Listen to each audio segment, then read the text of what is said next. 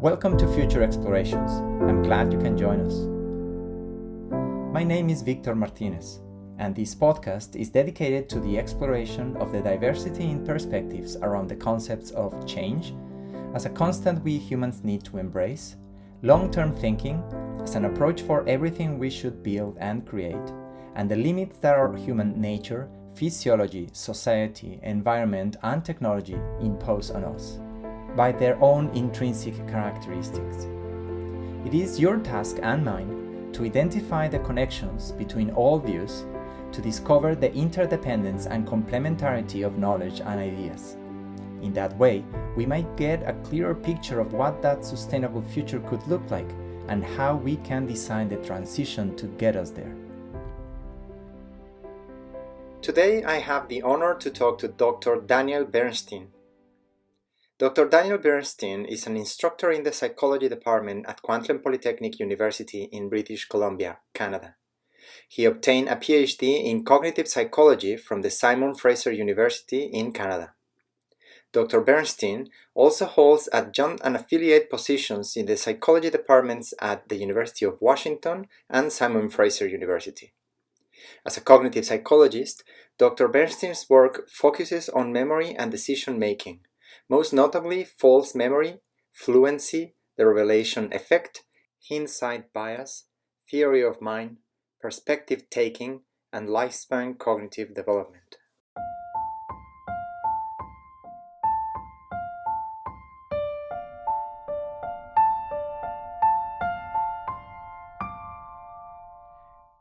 Dr. Bernstein, thank you very much for accepting our invitation.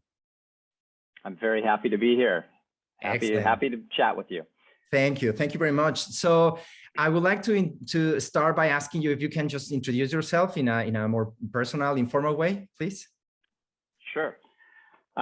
Name is Daniel Bernstein, and I am a cognitive psychologist by training, which means that I study thinking. So that's a fancy word for thinking. But the way that I got to studying cognition is not so straightforward. I actually started as an undergraduate at UC Berkeley in California, studying sleep and dreams. And I declared my own major in sleep and dreams and delved very deeply into those two areas and found them both utterly fascinating. And would have stuck with those areas had somebody not talked me out of that by saying that there was basically no work. If I wanted to work in academia, I needed bread and butter type work, research, and those areas were not well represented at the time, and they still really aren't. So I switched, and I wound up in cognition, which I love. So that's where I am today, in cognition. Look at that, so interesting. It turns out that my sister was doing her master's on analyzing signals from sleep, and I was one of the subjects of study, and it was fun. I was just sleeping, so anyway, it was interesting. Yep. Okay, that's really interesting. That's really great. So I've been conducting all these interviews, or more kind of conversations, based on these three main topics, which are change, long-term thinking, and limits. So I guess the first is starting with change, and I read in your website, from your lab website, that is the study of cognitive and development psychology and how thinking changes and develops across lifespan. So that is terribly interesting. No, how we start thinking and making sense of our environment when we are children, and how that changes through time. Well, there's some really, really great old work pioneered by Jean Piaget, a French researcher who studied his own children and wrote countless books and articles on cognitive development and what he saw as changing and developing in the mind of a child, really actually from infancy on.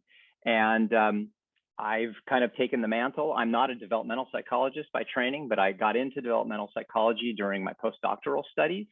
And so now I study thinking across the lifespan, starting really when children can speak. And so the earliest I've studied is preschool, around age 3, occasional 2.5-year-olds who can speak. But some of the tasks that we use require understanding of language, and not complex understanding of language, but a complex enough understanding that the child has to be able to speak. And so otherwise, if I was able to devise tasks that could be administered to even younger children, I would. I just haven't developed those tasks. So one of the things that I've been working on is trying to develop and devise tasks that could be appropriate for any age group, any speaking age. And so that's why we basically start with preschoolers and we go up until older adults. And so some of our studies may go from age 3 to 98. Anybody basically who wants to participate in the studies can participate. And one of the focuses is to administer the same task to all age groups to see how people approach the task. Now, that's not a common approach in developmental psychology. What is often done is people will use different tasks for different age groups because the tasks are designed explicitly for specific age groups. So you might have one set of tasks that are very appropriate for preschoolers, but they're not so appropriate for older kids and certainly not for adults. And vice versa. You'll have age-appropriate tasks for an adult, but they really are not appropriate for a preschooler. And so what I've been working on for almost 20 years now is developing tasks that I might be able to administer to all age groups and see how they approach the task. Now, there's a caveat or a warning in that.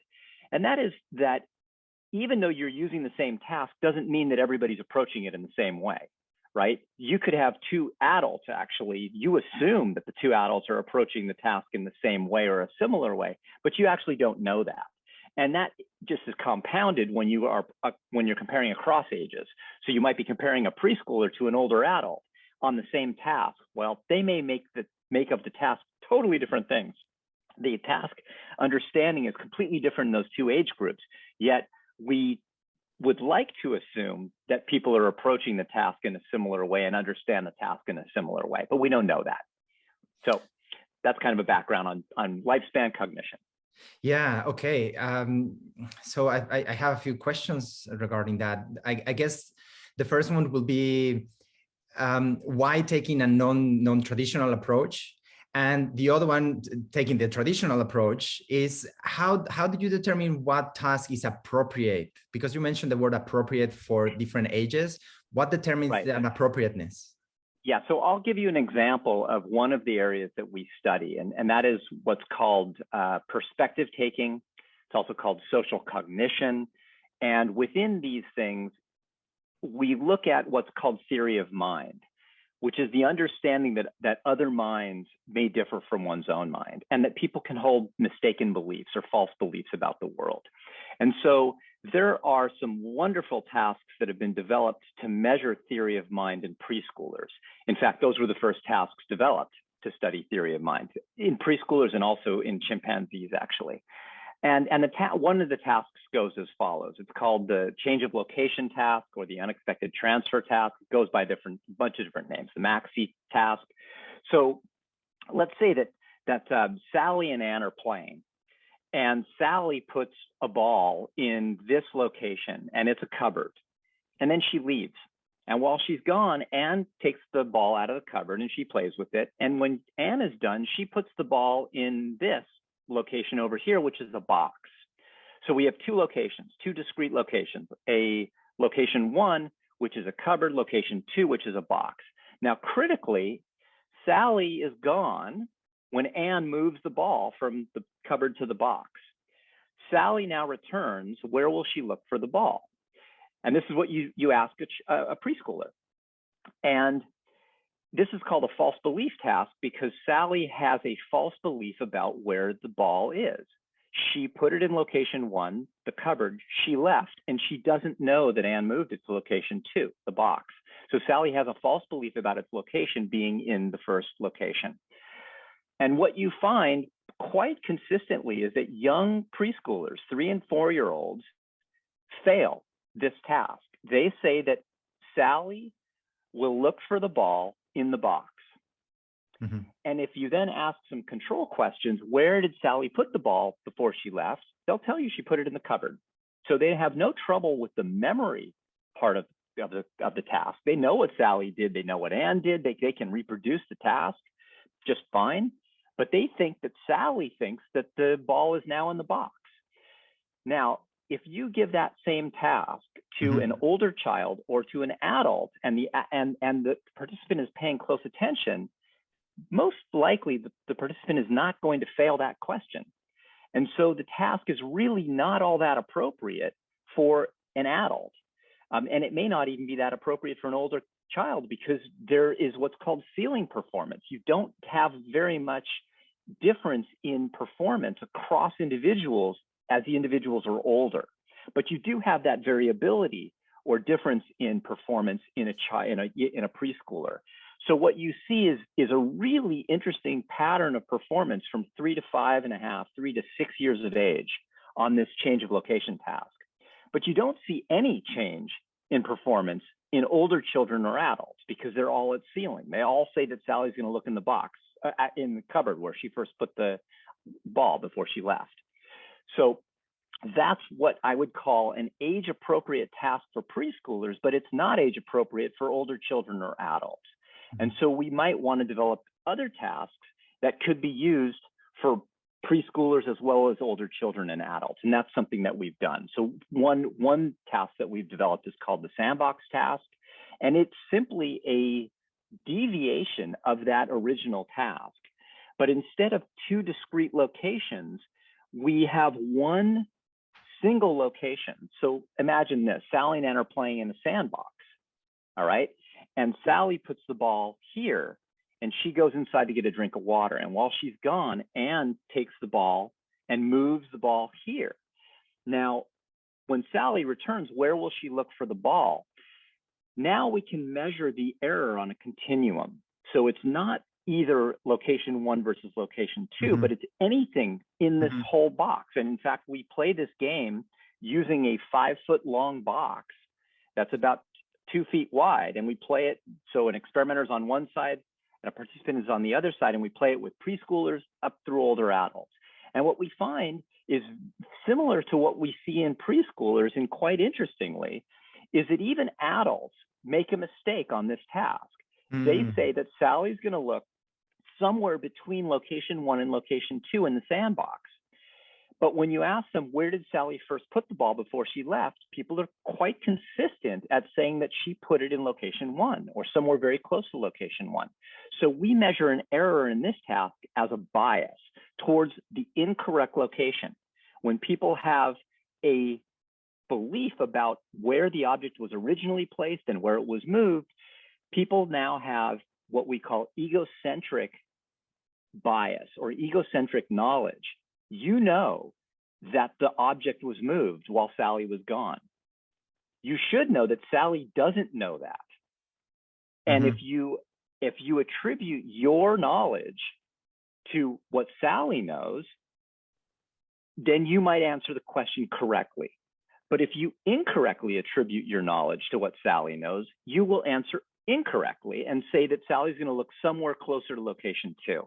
And so that's what we call the Sandbox Task, and it can be used to measure this same kind of error, false belief understanding, for false belief error, on a continuum from preschool to old age. So that would be what we would say is an age-appropriate task that can be used for all age groups. However, going back to what I said before, the warning, even though we administer that task to a preschooler and an older adult, doesn't mean that the preschooler and the older adult approach the task in the same way.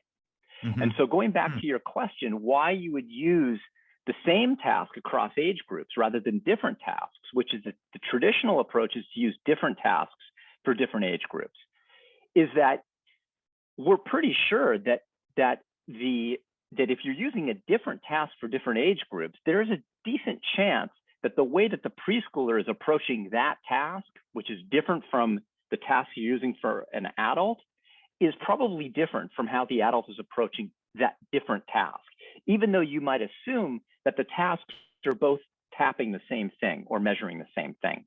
So all things being equal, we would assume that we have a better chance that participants are approaching the task in a similar way across age groups if it's the same task. We have a better chance of that than if it's a different task for different age groups. Super interesting. Then I have written like 3 different questions out of that. The first thing will be the difference. You mentioned that even between adults, they will approach the task in different ways. There is any idea what are the variables in people's life, or I don't know, context, to make them approach in different ways? What I'm thinking is there any relevance on, you know, things like cultural background, level of studies, even gender? Are those variables taken into consideration and they have a role? Great question. We look at gender, for instance, and that doesn't seem to affect performance on the Sandbox Task, for instance. And it doesn't seem to affect performance on the traditional task that I talked about, the Sally Ann task. You may get some studies showing a gender difference. If you know, little girls doing a little better than little boys because they have more maturity, but by and large, those differences are not very great. And in the Sandbox Task, we don't get consistent differences in gender. However, we are seeing some differences in cultural background, which is what you asked, or ethnicity. And there's some very interesting literature on this. So if you look at individuals that come from collectivist cultures versus individualist cultures. So collectivist cultures are Eastern countries, Asian countries for mostly, where the collective mind, collective good is what is valued above the individual. You can contrast that with North America, which is very individualistic, where we're taught to think about ourselves, the me generation, which is, you know, it's all about me. Then you could look at this task, and so if you look at you think of the Sandbox Task, for instance, it's kind of a social task, right? Sally and Ann are playing. Sally leaves, Ann moves the ball, Sally returns. Sally doesn't know that the ball's been moved. You as a participant know this. How are you going to approach that task? And what we actually see is not consistent performance differences, but we do see some differences where people from collectivist cultures perform worse on these kinds of perspective-taking tasks or social cognition tasks than people from individualistic cultures. And that is kind of counterintuitive, because if anything, you might expect the opposite. You might expect the opposite, that the collectivist culture, and there is some really interesting literature on this in adults. There's a researcher at University of Chicago named Boaz Kazar, who was working with a graduate student about 10 years ago or more on similar kinds of questions, perspective-taking tasks. And he studied, or they studied, Chinese immigrants who had just arrived in America, and they were given this task that required perspective-taking. And what the researchers found was that the Chinese immigrants who were performing this task, doing this task, were much better. They had far fewer perspective-taking errors than the American participants. And so the collectivist culture background helped participants in one of these perspective-taking tasks, so much so that the Chinese participants made almost no errors. And not only did they not make any errors in the task behaviorally, but if you looked at their eye movements, where they were looking during the task, they didn't even look at the wrong location. Whereas the American participants almost always looked at the wrong location first, and then they corrected around 60% of the time to the correct location.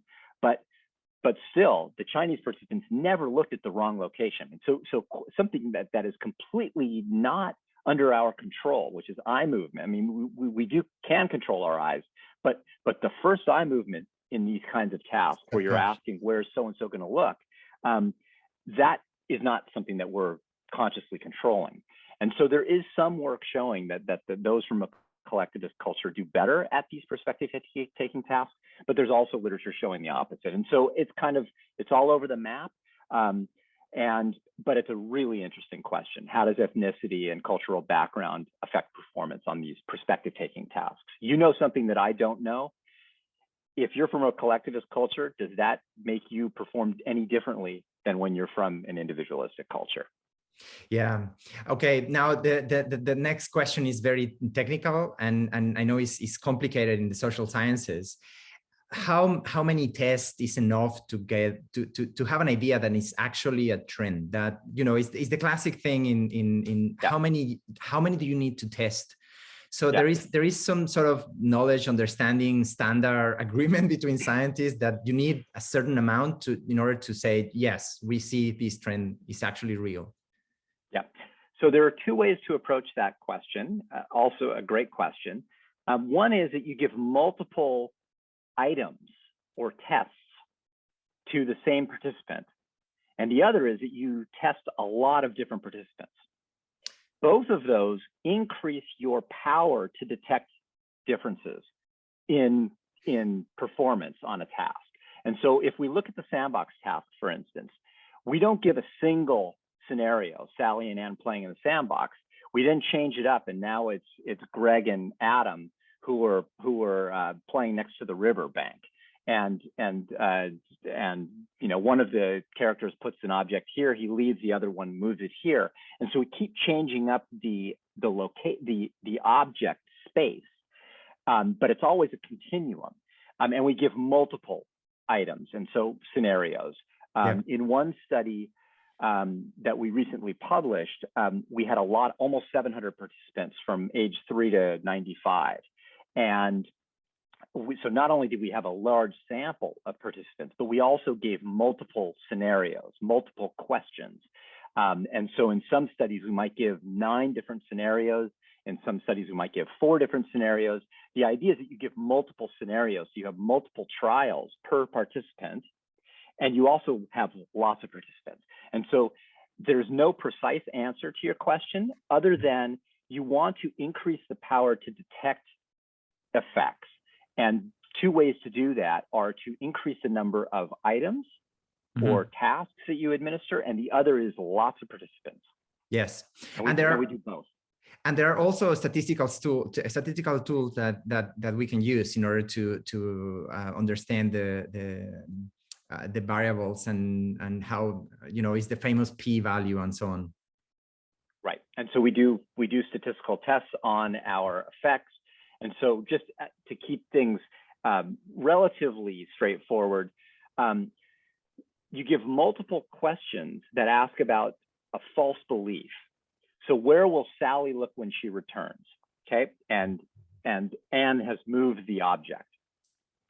And where did Sally put the object before she left? And you compare performance on those 2 different questions. And you have multiple trials, multiple scenarios. So you'll have an average bias, which is a movement from the correct location to the incorrect location for the false belief question. And then you'll have an average score for the memory question. And you'll compare those 2 averages, and you will then see whether those differ statistically. And that's when you would do some statistical test on the difference. Yes. Okay, excellent. Now, I'm going to trace back a little bit what you were saying in the last few minutes. You mentioned ceiling performance. Could you elaborate a little bit more what those are, how we determine those? And I'm again wondering if the ceiling performance is a matter of maturity, and what gives us maturity is just life experience. How education is a factor in this ceiling? All right, so another excellent question. Ceiling performance and floor performance are usually a problem in measurement because there's no variability, and you need variability to detect statistical differences. So if you have ceiling performance on a measure, you're not going to be able to detect much going on except that the person is acing the task. Now, that perfect performance could actually indicate something important cognitively. That is, that the person has perfect understanding of the task. But it also could be that your measurement or your task is not sensitive to differences that are actually real. And so let's go back to the original change of location task that's used in preschoolers. Well, one way to think of ceiling performance in adults almost always answering the question correctly, whereas a 3-year-old answering it incorrectly, a 4-year-old answering kind of in between, and a 5-year-old starts answering it correctly more often than incorrectly. Well, one way to look at that performance difference is that adults have perfect understanding of false belief. They have a full, mature understanding of false belief. And so if you think of false belief understanding as either or, you either have it or you don't have it, you either, if the light bulb is off or it's on, then ceiling performance actually tells you something important and real, right? Yeah. But if you look at the Sandbox task, which shows a difference in false belief versus memory performance in any age group that you test, even in adults, adults are a little more biased towards that incorrect location on the false belief question than they are in the memory question. Well, now what you might argue is that the original task is not sensitive to differences that are actually real. And the difference can only be detected if your measurement is more sensitive. And so we might argue that the Sandbox task might be more sensitive to an actual difference that exists out there in the world than is the original task. The original task will yield ceiling performance in adults. One way to interpret that ceiling performance is perfect, mature understanding of false belief. But if the task is not sensitive to an actual difference between false belief and memory, then you don't know if you're measuring it correctly. And so with a more sensitive measure like the Sandbox task, you might be able to detect a difference that still exists. So we know that preschoolers have a lot of trouble with the false belief question, more trouble with that question than they have with the memory question. But adults don't show that performance difference. However, if you use a different task, the Sandbox task, which is really fashioned after the original task, you still see the same difference, that people struggle more with the false belief question than they do with the memory question. And so ceiling performance could be an indicator of perfect understanding in the task, or it could be that your task is not sensitive enough to detect a difference that actually exists, but you can't measure it the way you're measuring it. Yes, just a small anecdote. I remember a while ago listening to another podcast, and they were interviewing a cognitive psychologist, actually. And they were explaining all these amazing complexities when you try to understand human mind. And one of them said, no, this is not rocket science. This is social science. It's way more complex. And yeah, it's true. I mean, gravity is defined by a very simple equation and applies everywhere in the universe. But social sciences is way more complex because there are so many variables, so many things that can change your results. It's super interesting. But being aware of time, I have to move on. And I would like to ask you if we can elaborate a little bit more on this topic of false memory and false belief. I find it really fascinating, and I would really like our audience to listen, what interesting this topic is. Okay. As often happens in all sciences, and social sciences included, is that there might be the same term used in different literatures in totally different ways. And that's the case with the term false belief. So we've been talking about false belief understanding using the Sandbox task or the Sally-Ann task. And that is the understanding that Sally has a false belief about where the object was placed. Okay, That's one way in which false belief is used in the literature. That's the developmental literature on false belief understanding. However, we're now pivoting to another area of study of mine, which is false memory. Different. False memory is quite different. However, false memory also has the term false belief. and it means something completely different from what we've been talking about. Okay. So let's pivot to false memory. Please. False memory is the belief or the memory that you did something or experienced something that you did not do or experience. Okay. And it could range from benign to tragic. You could believe that your family took a trip to some museum when you were a kid. That's benign if it's false. All right. Let's say that somebody made this idea up and you believe it, and you actually remember this trip that you took with the family, but you didn't take that trip. It probably doesn't have much consequence for your interaction with your family, how you see yourself as an individual. You just got it, you got something wrong about your past. That's a false memory, and that's a benign one. But you could also have a tragic false memory, and that is that you believe that you were abused by a family member, let's say physically abused, and somebody put this idea in your head. Let's say a therapist who was well-meaning. You go to the therapist because you can't sleep and you're having trouble with anxiety and you just kind of have a low-grade depression, and your therapist goes digging for past potential trauma that might explain these symptoms that you're experiencing now. And you work with your therapist, and lo and behold, you unearth a memory of being physically abused by your uncle as a child. Or your father, or your mother. But let's say it's false, that your therapist has actually suggested it to you, and in the act of suggesting it, you start to imagine what this would have been like had this occurred. And these are techniques that therapists do use, and you come to believe that this happened. All right, and you even come to remember. You can remember specific instances of this happening. Now, this is a false memory of something that did not happen, and it probably has consequences for your interaction with the family member who you believe abused you.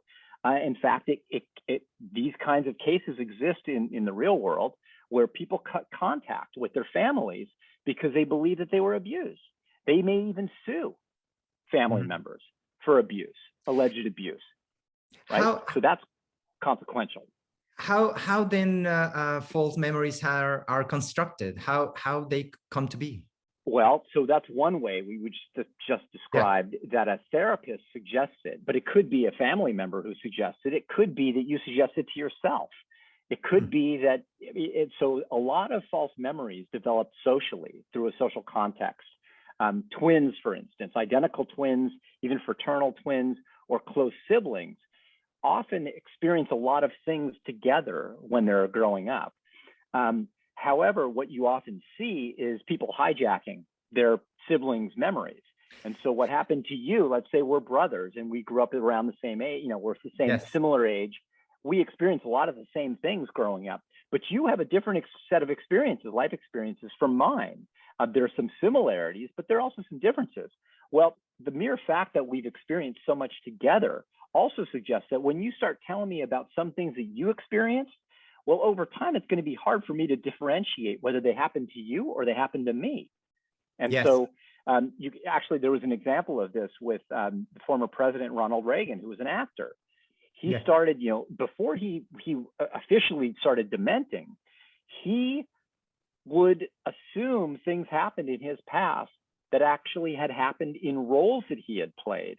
And he had trouble distinguishing the acting and what was experienced in acting from what actually happened in his life. Again, it's fascinating. Then we can jump a little bit. Maybe we're going a little bit off topic, but just a little bit of digging about how memory works and how memory is also being built, memories. I was reading a very interesting book that was explaining that memories, we had a false idea of how the brain works. And that it's more like a computer that you store information in the brain. And that's not actually what happens. That's what the book was explaining. 7.5 Myths of How the Brain Works, something like that was the name of the book. And basically what the author was saying is that memories are recalled, are reconstructed. So they are patterns in the brain that brings us back to that moment. So understanding that that need of reconstructing, and that is a complex network of neurons flashing back into action, is maybe not that hard to believe that other memories and other events in your life, maybe real, maybe even a movie that you just saw, can maybe add little bits to that. And the more you retrieve that memory, the more you reconstruct that memory, it starts to shift. And after a few years, then the whole thing is a completely different thing. I mean, I'm exaggerating, but I would like to know your take on this a little bit, how the memory works and how it relates to false memory, and well, other things. We'll talk about it later on. But yeah. So again, a very good question, and I agree wholeheartedly. Memory is entirely reconstructed. But so before we tackle that, I want to go back to this question of false belief and the two different usages that we were talking about. Yes. So false belief, when we're talking about memory, is the belief that something happened in your past that did not happen, but you do not have any conscious memory of it happening. You just believe that it happened. And so one way that this could be explained is, and it's studied, that we can study the memory for something, that you can recall the details of a specific instance from your past. But you might also have a belief that you experienced something in your past, but you cannot recall any specific details around the experience. So that's how we talk about belief in terms of memory. And false belief is the belief in something that happened that did not happen, but you do not have specific memory for it, but you believe it happened to you. So you could believe that something happened in your childhood that did not happen, but you don't have any specific memory of it happening. You can't remember the specific details. Okay, so I wanted to clear that up. And now going to reconstruction. So all memory is reconstructed, and memory varies from kind of true to quite untrue. It's never perfectly true. All right. And so in memory being reconstructed, we're always making it up, and we're making it up on the fly. And it's worse than that. Every time we reconstruct the memory, we are telling it a little differently, or remembering it a little differently from the last time we did it. And so imagine telling a story. If you're a storyteller, you'll know this all too well. And as educators, we tell stories. I very often tell stories in class, and I imagine you do too. Yes. Now, the more often you tell a story, every time you tell it, you're going to change it slightly to elicit the kinds of response you're looking for from your audience. Now, if you tell a story and you get a response, chances are you're either not going to tell that story again, or you're not going to tell it in the same way again, because you don't want the response. You want the, oh, cool response. And so in telling the story differently each time and changing the details, and we don't do this intentionally to mislead our audience or our students. We tell the story differently to elicit a response, typically to get people's attention, to keep their attention, and then to teach something if we're doing it as an educator. But each time we tell it, we're going to tell it a little differently. And we're going to imbue it with these details that elicit the kinds of responses we're looking for. The more we tell it and the more we get the response we're looking for, the more we're going to remember it in that way that elicits that particular response. But we're moving further and further away from what actually happened over time, because in telling it and retelling it, we keep changing it to get that response we're looking for. And that's how memory works on an everyday level. It's so fascinating. This is just building up to a couple of really hard questions at the end, but I'm going to move on because there is another topic that you mentioned is an area of your research that I would like to touch, which is metacognition. And if you can just, by starters, explain to us what on earth is metacognition? So I started at the very beginning of our discussion that cognition is a fancy word for thinking. Metacognition is an even fancier word for thinking about our thinking. And that's all metacognition is. It's how we come to think about and understand our own thinking. Yes. How that relates, this is really fascinating. How that relates to our understanding of what is real, because through our thinking, we construct our understanding of what is real and what is all around us. So even touches consciousness, no? That we are aware that we exist. So how this metacognition relates to that and the study of?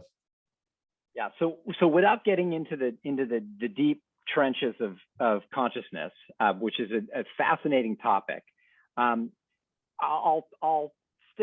stay on the banks of consciousness, where things are a little easier. Okay. We can think of metacognition as follows: that your confidence in your thinking or in your memory, let's say it's meta memory, which is a specific kind of metacognition. It is what you think about your memory. Now, all of us experience memory every day, all day. And let's say you're trying to remember something that happened this morning, what you had for breakfast. You might remember what you had for breakfast today, but if it's the same breakfast that you have every day, you're probably not going to remember very much about today's breakfast. You're going to remember even less about yesterday's breakfast. You'll remember nothing about last week's breakfast. And so your confidence in your memory of your breakfast is not going to be very high. You're not going to put a lot of weight on that memory. However, if something really, really interesting or peculiar or frightening or traumatic happened to you this morning, you're going to remember that, and you're probably going to be more confident that you're remembering it accurately. And so you're going to place a lot more confidence in your own memory, and that will filter down to how you remember that event over time.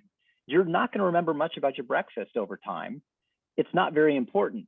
But if something really important happened to you this morning, let's say you got a young child who says his first real sentence, that's going to be pretty important, and you're going to remember that. And you'll probably remember that for some time, but you're going to be confident in your memory.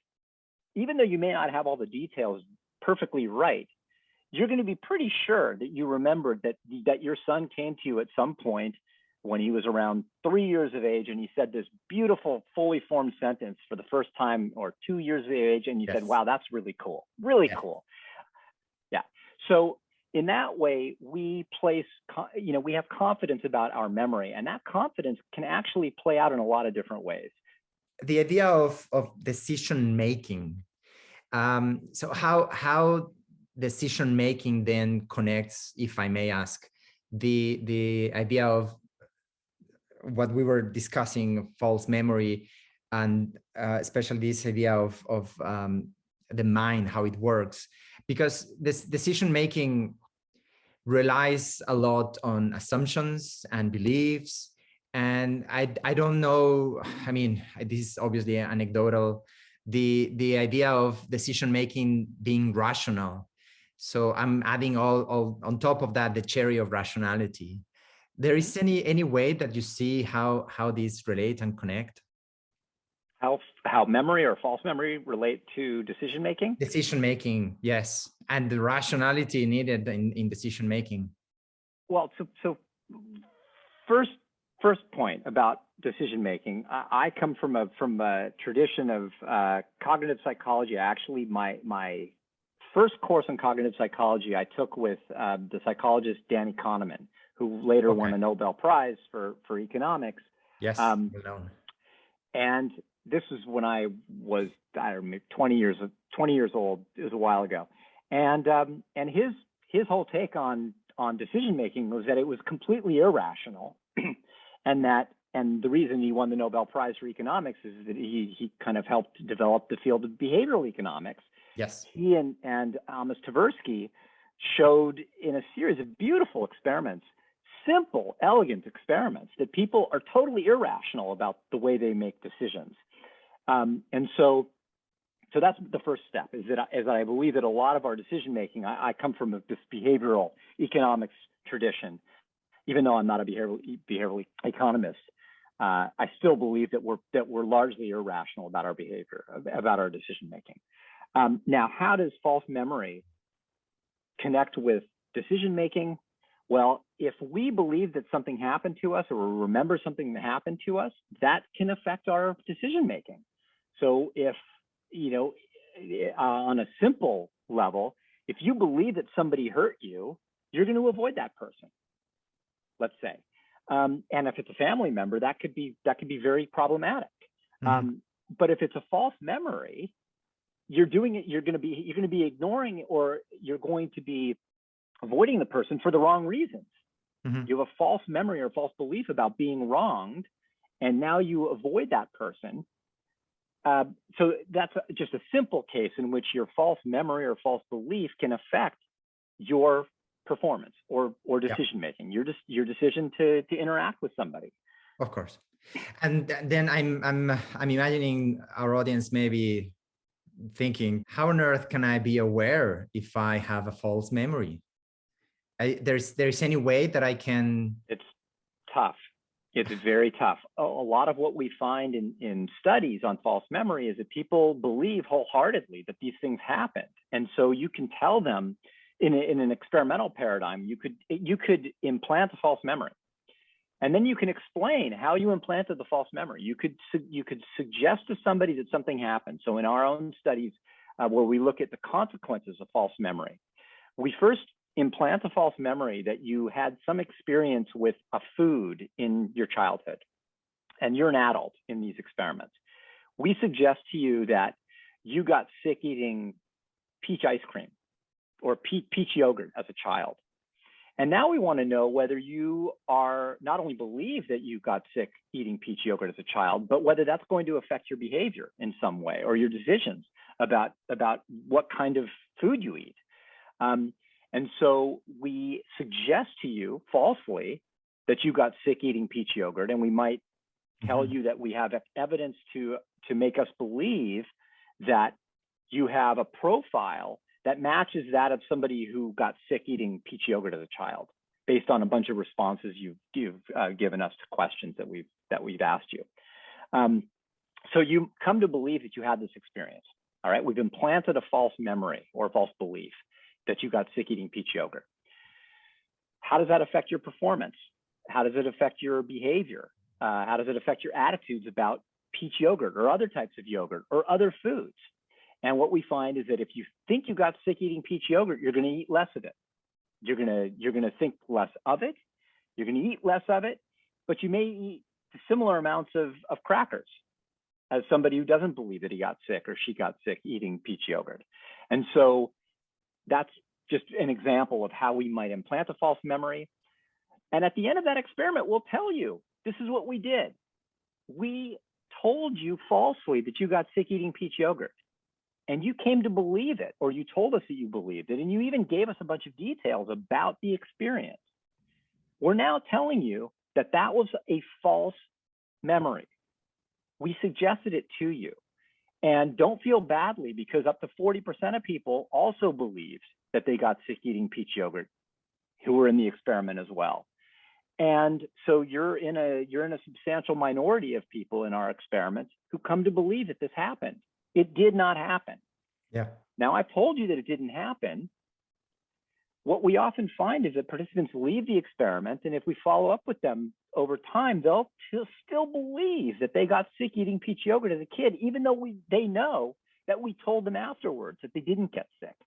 And so this is what's actually, there's now an interesting literature developing on what's called non-believed memories.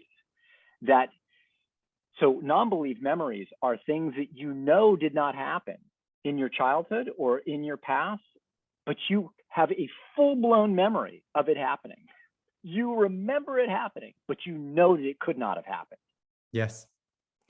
And I know you're not an evolutionary psychologist, but does in any way relates to any advantage, evolutionarily speaking, to have this type of false memory reconstructions, or is a disadvantage? I just don't understand how we came to have these type of traits. Good question. one way to look at this, and Daniel Schachter at Harvard has written really nicely on this question of some of the behavioral advantages to false memory. Like why would we have false memory? And one way that false memory may help us is that we're constantly updating our knowledge. And some of what we update it with is false. But what's the cost of having a false memory of somebody hurting you and then you avoiding that person versus you failing to remember that somebody hurt you and then approaching that person and being killed?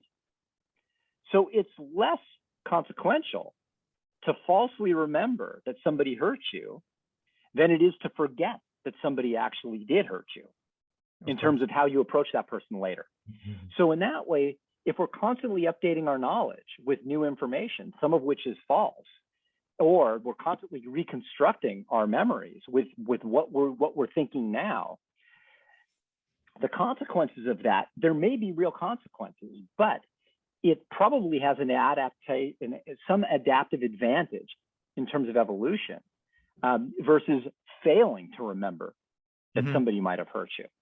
Yeah. Now, while I was listening to you now, I was reflecting again how that may affect or not the community aspect of human civilization. No, is one of the tools, the powers that we have as a species is precisely cooperation. No, that's one of the things that took us where we are right now. It's not competition, it's cooperation. Right. That's so right. How do you think affects or how it relates in any way that essential part of being human, cooperation, in order to survival with false memories? I haven't thought of it in terms of cooperation. But I fully agree that cooperation is integral to human survival. We're an incredibly social species, and the extent to which we can cooperate, and we do cooperate, it has great advantages for our survival, long-term survival. So how can false memory relate to cooperation? I'm sure they relate in some way. I haven't thought of it. It's good answer. It means that we just need to do a little bit more research and read a bit more. Yeah, I'm going to do it. It'll percolate as we continue talking, and I might return to it. Okay. So I'll sit on it. I mean, it's a very good question.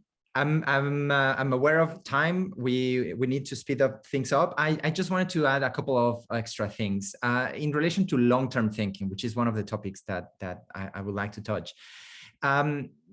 From what I have read and I have done in research as well, it seems that we have a natural tendency, and by we mean humans, obviously, to focus on the short term of things. And again, evolutionary speaking, there are good reasons for it. It's basic survival.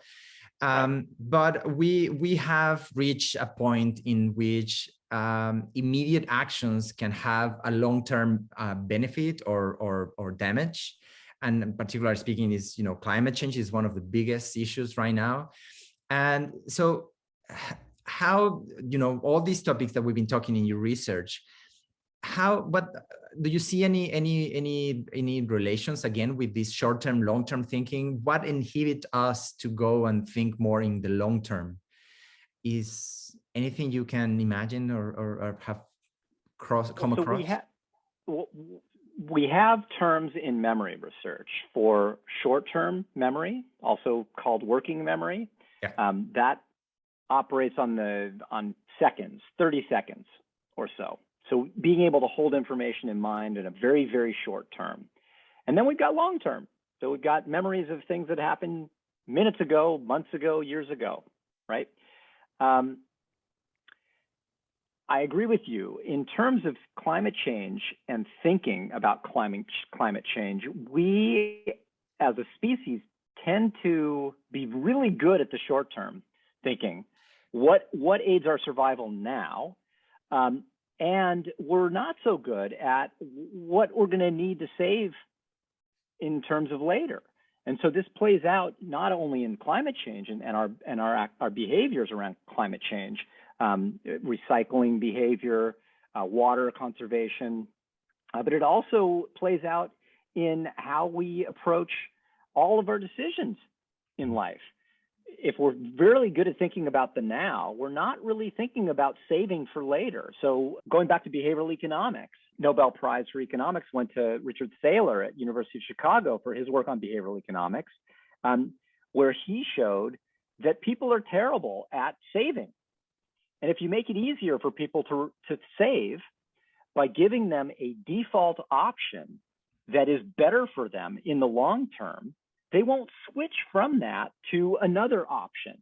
But if you make the default option bad for their long-term economic survival, then they'll stick with that default. And so, that's what retirement savings packages were doing for years prior to Thaler's work, is that they were defaulting you into the crappy option that actually bankrupted you when you were older.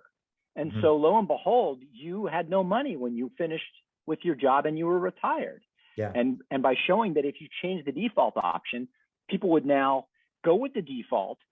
It's not that they're thinking about saving for the future. They're simply lazy and they're not switching from the default that you give them. And so one way to get at climate change and get people to think better about the future of climate change is by making the default option helpful for the survival of the planet. Yeah, absolutely. I agree. Now, I remember I was telling you that I was saving a hard question for the end, and that links as well with the last topic, which is limits. And I'm going to try and phrase the question this way. So through all the different super interesting topics that you were explaining, about false memories and so on, how do you see when you turn on the TV and you look at the news and you see, politicians and CEOs and billionaires with rockets to the space, with tourism and all those things, what do you see? Do you see connections on what is happening in the real world with all the stuff that you've been researching? Is like, I see now that this guy is having issues here. And that's the first part of the questions. How all the stuff that you research, how then you see it on life and all these big issues around us, not only climate change, but all the other things that we can see in the news. And the last part of this question will be regarding to limits. What would you say about knowing how the mind works and the limits that we have in terms of memory and all these ideas of false beliefs, false memories, and so on? What would you say about these limits and how to be, I guess, aware? What will be your cautionary tale about it?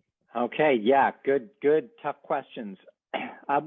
Let's return to what we started with, which is theory of mind, a perspective taking, so theory of mind is a type of perspective taking. You know something that I don't know. How do you adjust your discussion of that information so that I understand it? Now that plays out in everyday conversation. So you know something that I don't know. How do we come to an agreement so that we both now know it? Well, if you fail to appreciate that I don't know it, and you assume that I know what you know, you're going to be egocentric and you're going to fail to communicate with me.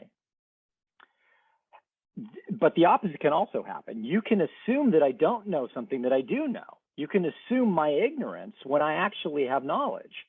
And now the way that you speak to me is patronizing because you assume that I don't understand something that I do fully understand. And so we're constantly trying to imagine what other people know based on what we know. And we're constantly adjusting the way that we approach communication. And communication is vital about all the topics that we've been discussing. You want to tackle climate change? You're going to have to tackle it through communication. How do we talk about it so that we both understand, or we all understand it on the same level or on a similar level? Well, that's the understanding or appreciation that other minds don't have the same knowledge that we have. And so we may need to educate the other minds. However, the other people may fully understand. They just don't think of it as a problem, but we think of it as a problem. So let's go to water conservation. You think that water is going to be around forever. I think that water is something that's very limited and we should conserve it. Yet we know that there's so much water existing right now. Let's say we both have that shared knowledge that there is a certain amount of water currently. That's shared knowledge. But you believe that there will always be water because there will always be rain, there'll be snow, and so we'll always have water. And I don't think that that's the case. I think that it'll all evaporate. And so we have now an unshared understanding of whether water is going to be around forever. That's going to change the way that we approach water usage and conservation. You're going to use it more readily than I'm going to use it. I'm going to be very careful about my approach to water. And so there's an example of how one of the things that I study, false belief understanding, theory of mind, perspective taking, social cognition, how that can actually play out in terms of how two different people, and and so I give this an example, you and I having different approaches to water conservation. My wife and I have different approaches to water conservation. She actually grew up in Canada, which has some of the more water than most places in the world. I grew up in California, which experienced drought for years and years and years. And I have a very different understanding of how much water will be available any given year or over the long term. And my partner, Dagmar, doesn't believe that. She believes that there's plenty of water around. And so we approach water conservation very differently. So there's an example of some of the things that I study, social cognition, perspective taking, having an effect on our everyday approach to water conservation.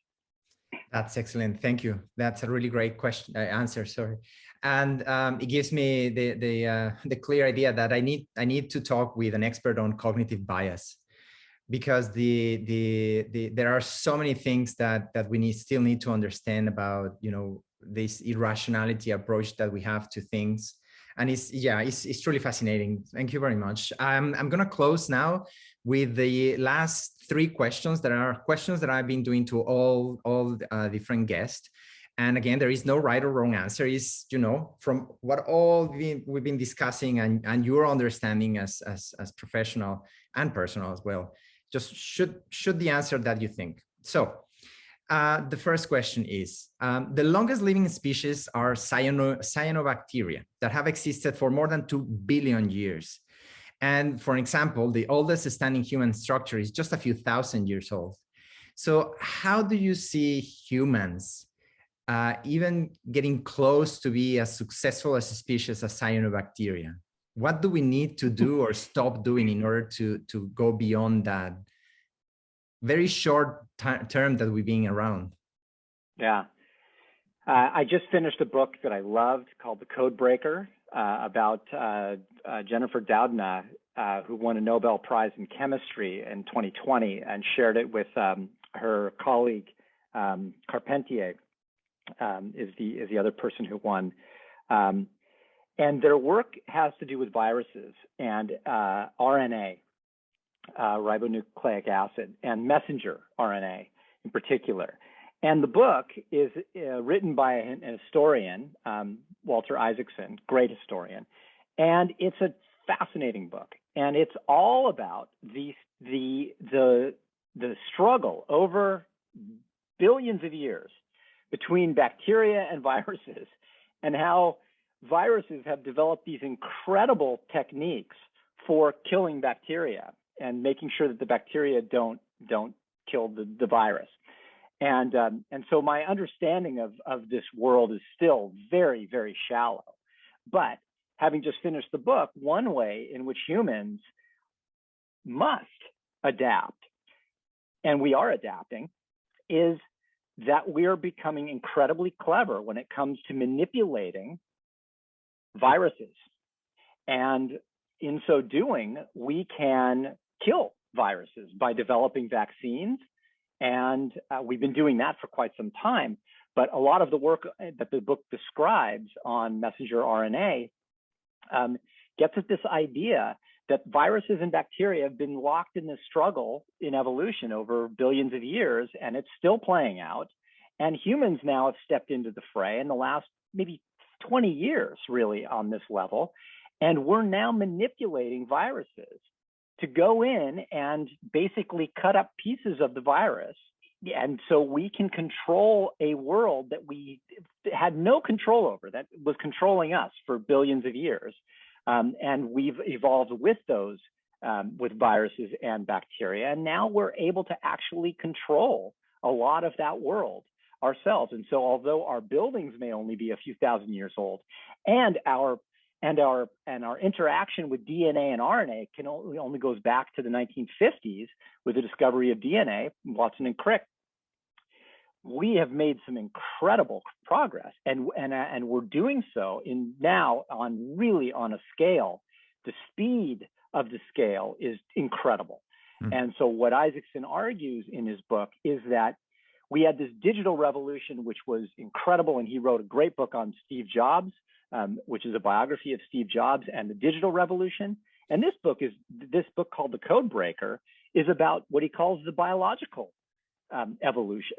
revolution, or the genetic revolution. And we're now in this period of rapid growth of understanding of this world that is a minute world and that has controlled us for billions of years. Yeah. And we are now controlling that world.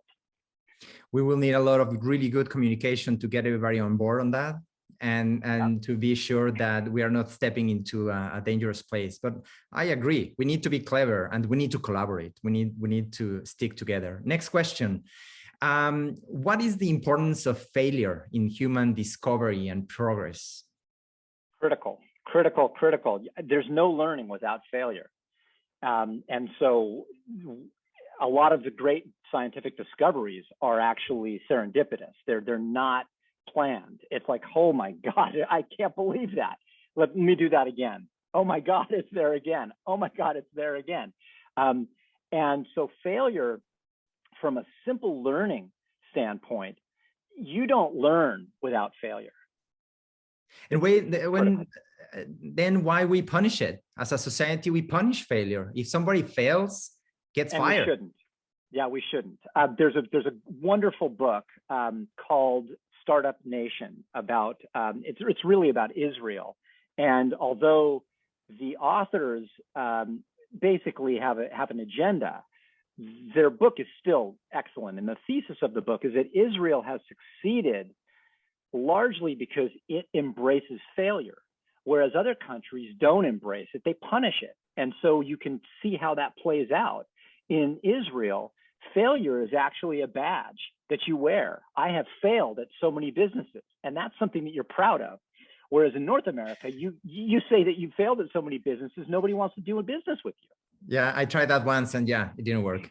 Okay. Right. Last question. It's how you see, yeah. Yeah. Of course, we need to take a completely different approach. And that's one of the purpose of asking this question, because we really need to have that conversation. Last question. So describe for us the future of your choosing. First, tell us, is the future of your choosing is 100 years from now, 1,000 or 10,000 years from now, and how that future will look like? I shudder to imagine a future 1,000 years from now, just because I'm incapable of imagining that world. I like science fiction, but I'm not. I don't play on those scales. And so maybe 100 years out, if we don't get our act together, going back to climate change, we are not going to be. We're going to be in deep trouble in 50 years, let alone 100 years, and then you scale that up to 1,000 years. And so I am hopeful, but that hope is dashed every once in a while. And so I'm constantly struggling, as I imagine you are too, and most of us are, with the dire consequences that we see on the horizon. Then let's not think about that. Let's think about the now, the here and now. And we got things good right now. So let's enjoy it while we can. I'd like to think that in 100 years, even with sea level rise, we may not be living on the coast. anymore. As indigenous people figured out thousands of years ago, they built their camps up in the hills rather than on the coast because, you know, it only takes one tsunami to wipe out your village. Yet if you're in the hills, you can walk down to the coast if you need to, if you're close to the coast, let's say. And so I imagine the world communication. I don't know if communication is going to be all that advanced in 100 years. I think that we've gotten pretty good at communication, but going back to what we've been talking about, this kind of failure to understand that other people don't share our minds, that's kind of basic, this failure. And I don't see that changing anytime soon. However, we might be able to live more sustainably, that we can grow our food and grow enough for everybody. And I'd like to think that in 100 years, more of the planet is being fed and we have far less poverty. Going back to the billionaires you were talking about, I'd also love to think that we have less inequality in the future. I don't know if that is going to be the case. None of us knows. You know, one argument that Bill Gates makes is that the billionaires are advancing our understanding of civilization, and they're doing so on a scale that just is, it's mind-boggling, but it's also very important for the human species. And so if you take it away from them, you may not have the same progress. And so one of his arguments for keeping the knowledge controlled and that you develop a technology and you control the rights to the technology. He believes that unless you allow people to control the rights and patent rights to their technology, you will not have the advances that you have. And so he gives the example of coronavirus. And by allowing Pfizer and Moderna and some of the other companies to control their patent and their intellectual property, that's the term, that may make a lot of profit for the companies, but that's good because it advances science, it advances our understanding, and it ultimately advances our combat of the virus. We develop the technologies faster and they're better if we allow those companies to profit. Whereas the flip side is make the knowledge widely available. Anybody should be able to build the pill or the vaccine in a lab if you have the knowledge, the intellectual understanding of how to do it. Well, unless you share that intellectual property, people aren't going to be able to do it. And so Bill Gates argues, and I think he makes a good argument, that you're going to have some billionaires because they're advancing civilization on a scale we will not otherwise have, and they are pushing civilization forward, not backward. And so let a few billionaires exist, and of course it's self-serving. He's one of them, but there's a good argument there. But I would like to see more equality. It will be interesting to have a bit more time to talk about these things, because I have heard other arguments, and I think there are also very valuable arguments that maybe not necessarily go to the opposite side of what you just said, but it also identifies some risks on the path of intellectual property and profits. So there's tons of things to say about that, but we need to finish now. I appreciate so much you taking the time for this absolutely extraordinary chat. I was enlightening and super fun.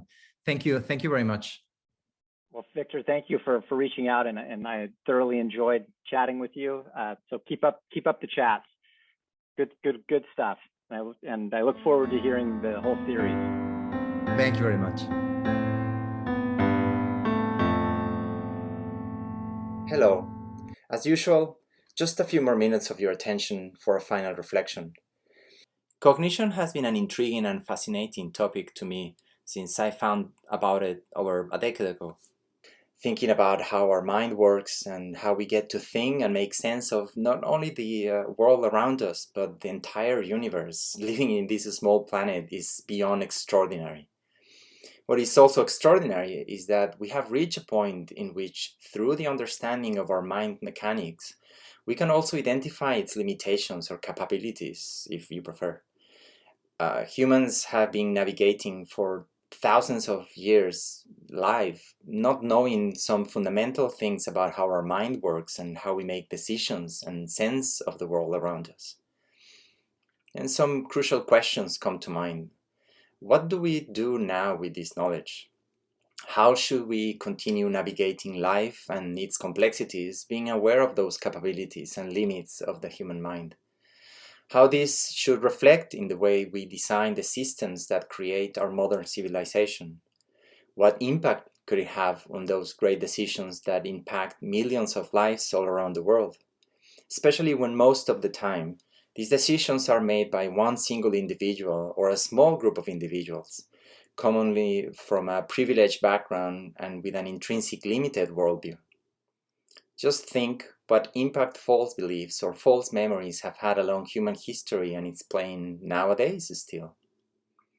Particularly important is the understanding that memories are constructed, and because of that, manipulation or simple unintentional distortion of events or reality is a pretty common effect. I hope you can picture now how repeating a lie again and again and again can eventually become a strong belief or even an undeniable truth for some. I wholeheartedly recommend you to dig a bit more into cognition, and especially cognitive bias. I will try to make more interviews about it, but in the meantime, I will share some resources. We all share a common interest in improving the ways we do things. There are gigantic structures based on what we know now is not true, like the idea of rationality in economics or Homo economicus. Dr. Bernstein mentioned Nobel laureate Kahneman. He made some absolutely stunning discoveries. Lastly, Dr. Bernstein talked about our assumptions of knowledge or ignorance when talking or discussing with other person. I take away from this the idea of approaching conversations with more patience, humility, and empathy. It's not easy, I know. It's not only about making my point, but explaining maybe also why I arrived to that conclusion, but as well as asking for more people's opinions, with the honest intention of listening to understand, not simply to reply or refute what they are saying. We have lots and lots of work to do. I hope this has been interesting and useful for you. As always, I sincerely thank you for your interest and time to listen to this podcast. And please, if you find what you heard here relevant, like, comment, and share. Help me get these ideas to a larger audience. And don't forget to subscribe too. There are more interviews coming. Thank you very much.